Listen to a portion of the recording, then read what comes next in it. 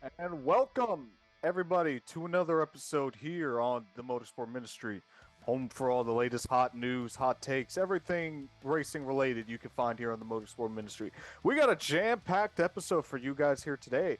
Very NASCAR centric. I know the videos have been very NASCAR centric as of late. We'll get back to that when we go to our F1 episode, which hopefully should be dropping within the next couple days because there's some pretty important news coming out of there. But I want to discuss the two biggest NASCAR pieces of news besides the schedule that just recently dropped about a couple days ago. We'll be talking about Hailie Deegan's move to the Xfinity Series next year, and is it really going to change anything for her career?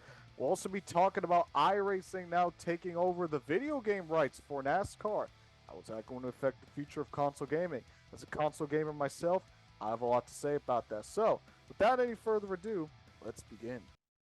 All right, so let's start off with the big news that came out recently, and that is Hailie Deegan moving up to the Xfinity Series with the 15 of AM Racing.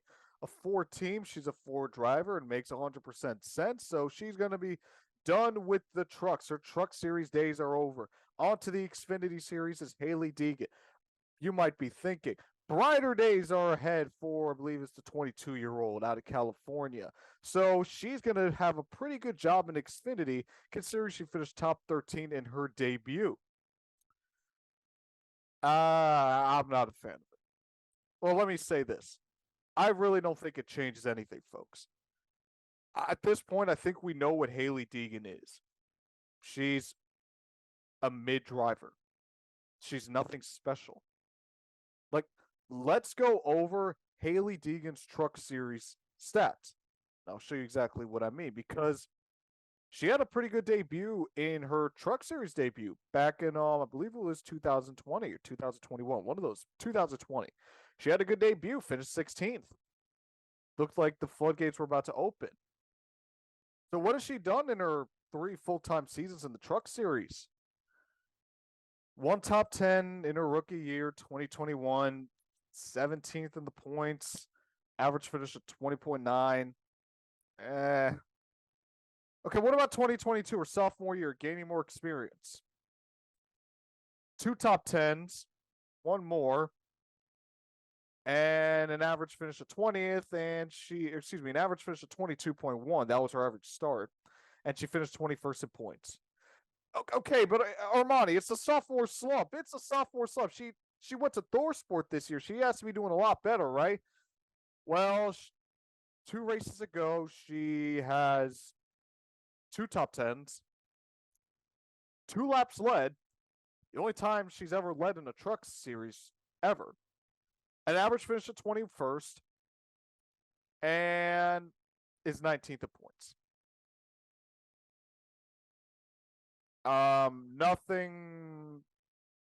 Nothing really anything of worth.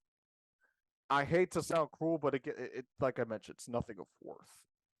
When in some of the best truck series equipment in the garage, equipment that is capable of winning, and in the case of ThorSport, competing for a title, the best you can muster up in three full seasons of trucks is five top tens.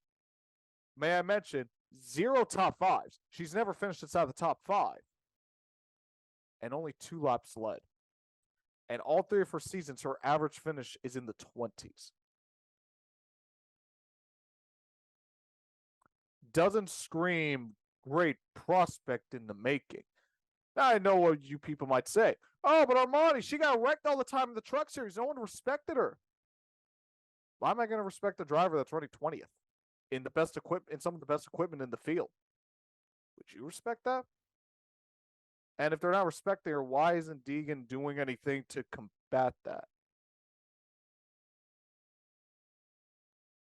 You see what I'm saying here, folks? It's like they're not just disrespecting her just because she's a woman. I highly doubt that's happening. I could be wrong, but again, no top fives, only two laps led in the truck series, a combined average finish of 21.3. You take out that 16th place average finish from 2020, that probably goes even higher.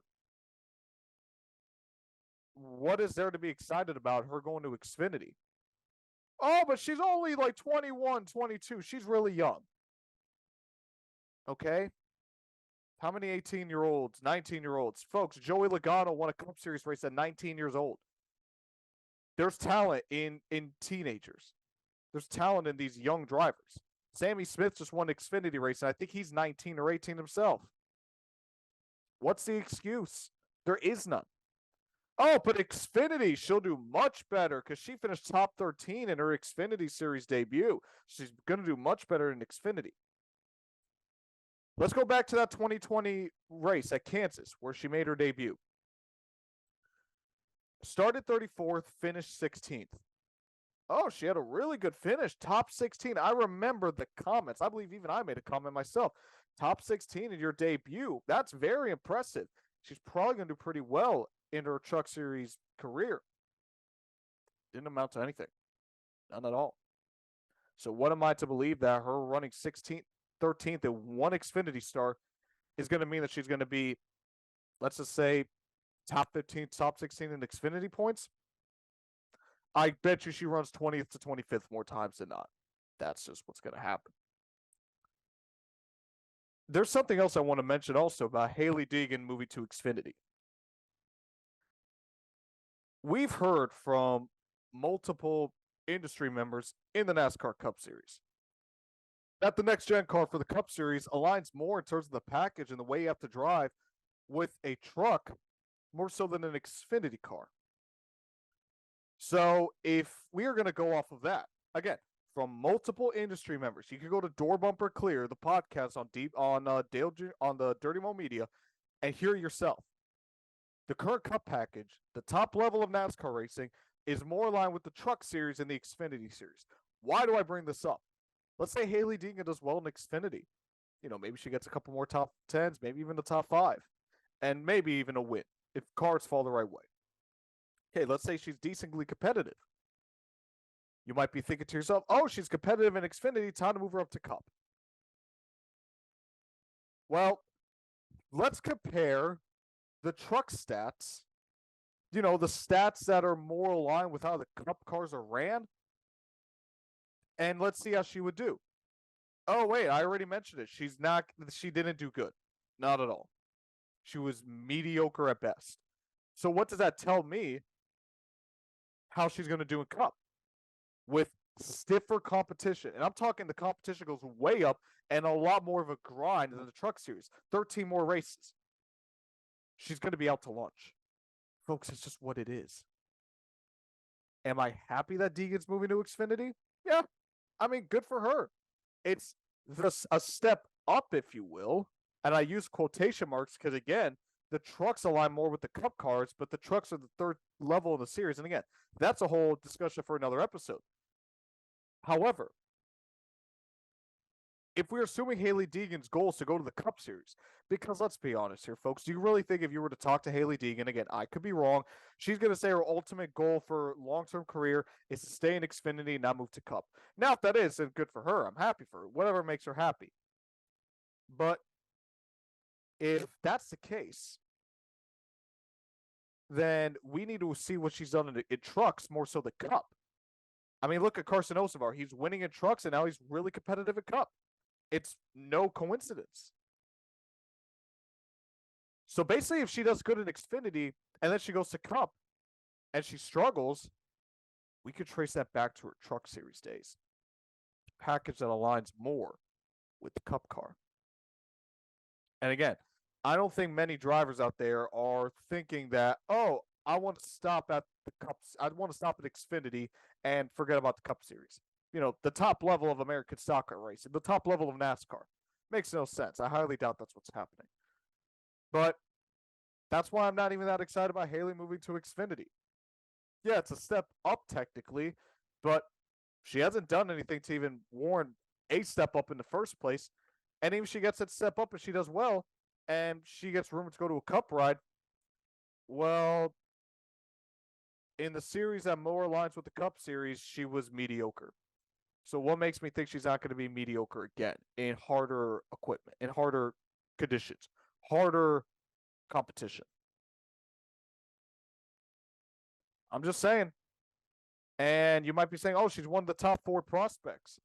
That says more about Ford's lack of development drivers or lack of depth and talent, in my opinion, more so than Hailie Deegan as a driver. I don't think she doesn't look like a bad person. She looks very cool. I've seen a couple of her videos, her social media, very funny, very hilarious. But driving wise, I'm not excited. Cool. She's going to Xfinity. Let's see how she does. But even if she does well, I wouldn't be excited for a move to the Cup Series. Because, like I said, series that aligns more with Cup, she didn't do anything worthy of note. That tells me she's not going to do anything worth of note at Cup, the series that everyone is trying to get into. So, all right, let's talk about something a little more positive here and something that I'm very excited for, even though I will have to wait at least over a year for this. Motorsport Games, no longer the developer for the NASCAR console series of video games. So finally, after putting out one of, if not the worst NASCAR game in history, easily the most glitchiest and buggiest game in NASCAR history, Motorsport Games is out the window. In comes iRacing. And as someone who's, has raced in iRacing multiple times, won a couple races there myself, I could say I am very excited for this.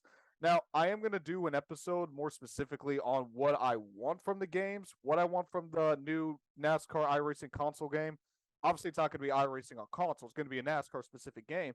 I'll do an episode on that in the future as to what exactly I want. Maybe as we get closer and closer to the eventual 2025 release date, but that's when I'll do that video. I want to talk more about just the saga, what this means for NASCAR gaming and NASCAR as a whole. So let's just say this, folks. Let's say you're around my age, I'm 22, so let's say most of you are around 20 to 25, even maybe a little bit older, maybe a little bit younger. What is the number one thing that probably got you into racing? I could probably name two things. Number one is the cars. You saw a clean looking race car. Maybe you saw the Flames, in my era. Maybe you saw the Rainbow Warrior if you're from the 90s. And you saw a cool looking race car, that's what got you hooked. If you're a kid, you see a bunch of colorful race cars going around the racetrack, you're going to get hooked. Or number two, you played the video games. Video games are such an integral part in getting a younger demographic into just anything in general that the fact that NASCAR hasn't had one, and at the time of the release of the new video game, 4 years, is really, really bad. And of course, NASCAR understood this. Why do you think they got out of the Motorsport Games contract like years early? They knew that for a reason. NASCAR's been working on this, and I commend them for it greatly. I think it's a great thing that they got rid of Motorsport Games because, number one, they produced a terrible product, NASCAR 21 Ignition. As someone who pre-ordered the game, I could tell you I was highly disappointed in the game. Number two, they made promises, and because basically Motorsport Games, they have one of the worst release dates in video game history, that it basically scared them to making any more games. Look how much it pushed back. 2 years without a NASCAR game, when contractually they're supposed to release a new NASCAR game every year. IndyCar, that video game is nowhere to be in sight. All because one company decided to buy all the license and do nothing with them. And of course, they have multiple legal issues. They have multiple financial issues, but I'm not here in the business to talk about all the finances, the board leaving, all that nonsense. That's not for me. There's been plenty of other YouTubers who've been, covering that. But the importance of the NASCAR video game, and again, I think this is NASCAR, we need to give them more credit than they deserve. They understand the importance of getting a younger demographic, and they understand that one of the ways to do that, and probably the most important way of doing that, is by making video games. Again, I guarantee you, you will hook a lot more teenagers, young adults, guys in their mid-20s, early 30s, more hooked onto your sport if they could play the video game. Folks, Forza is the most popular racing series in the world, video game wise. And millions of people play it. Millions of people play the Formula One video games. I mean, even the Tony Stewart dirt racing game, the SRX game, that got a lot of buzz. You tell me a NASCAR game wouldn't get a lot of buzz? Look at NASCAR Thunder 2004, arguably the greatest NASCAR game of all time. Probably the reason why many and many NASCAR fans today are NASCAR fans because of that video game. And NASCAR understood this, and that's why they backed out and they brought in iRacing. And this is why I think the video game is going to be very, very successful. It's because iRacing and NASCAR basically go hand in hand. NASCAR brought on motorsport games, but they didn't really know anything about them. It was a brand new company. They were taking a risk. And NASCAR's been taking risks with these small development companies like 704 Games, DMR, which does now work with iRacing, but they've been taking a lot of risk with these development companies and it hasn't paid off. Now they're going to a more established platform, and an established platform that they know and work with on a near daily basis. I mean, folks, I compete in one of the eNASCAR series. I compete in the college series. That's streamed on NASCAR's YouTube channel. NASCAR and iRacing are so close. So that tells me that this video game is going to be greatly paid attention to detail. Both sides are going to be working hand in hand. And you don't believe me? Who is one of the main spokespersons in support of iRacing? I'll give you a hint. He's the most popular NASCAR driver of all time. His name is Dale Earnhardt Jr. You're telling me Dale Earnhardt Jr. isn't going to be involved in this video game when he owns a media company? He understands the market of media. Video games are part of media, folks. You may not think it, but it is. It's a form of media. You're telling me that the most popular driver in NASCAR who owns a media company, who is a media employee for NBC, isn't going to be involved in this? Maybe I'm jumping the gun a little bit here. Because, again, we're about a year and a half away from this game even being released. But I have a lot of faith in this new NASCAR iRacing collaboration for a video game. Because why shouldn't I? You got two companies that are basically they're basically one and the same. You got the most popular driver who's been in support of iRacing for multiple years. And iRacing, like I said, they basically have the groundwork already to make something happen. Now, they made video games console-wise? No, they haven't. I think they made that Tony Stewart and SRX game, and that's it. But those games were not bad. I mean, they're basically copy-paste in terms of what NASCAR Heat was, but I'm pretty sure this new game will not feel like NASCAR Heat at all, because now they actually have a budget. So I have a lot of hope for this new NASCAR game. I think it's going to be great. Again, you got two companies, hand in hand. They're going to be tight-knit on this throughout the entirety of the production. Dale Earnhardt Jr., I'm pretty sure, is going to have a big say in how this game is going to be created. Yeah, it may be the first true console game for iRacing, but I have no reason to believe why iRacing is going to stumble on this. So I have a lot of faith in this new video game. NASCAR understands that they need to get the younger demographic back, and doing that is by making video games. That's why they pulled out of the Motorsport Games deal. So I give a big credit to NASCAR. I mean, what else is there to say? Big credit to NASCAR. They did what they had to do. Was it pretty? No, but they did what they had to do. And now I think, well, maybe, you got to wait at least a little bit for another video game. It's better that, okay, we know we have a game coming in 2025, more so than, well, waiting. What's going on? So big credit to NASCAR. I'm very happy about this new deal between them and iRacing. So that's going to do it for this episode. Thank you guys so much for tuning in as always. If you guys want to listen to all previous episodes of the Motorsport Ministry, please like and subscribe as well. You can see all our past episodes. I dropped an episode this past Thursday giving my reaction to the 2024 NASCAR schedule, so go check that out. Be greatly appreciated. If you want more motorsport content as well, I got an IndyCar episode that I recently dropped. And like I said, my next episode will be Formula One based. So for all you F1 fans out there, I will be having an episode for you guys. But if you guys want to follow me on my social medias, you can find me on Twitter and TikTok at Motor Minister. But thank you guys so much for tuning in as always, and I'll see you guys in the next one.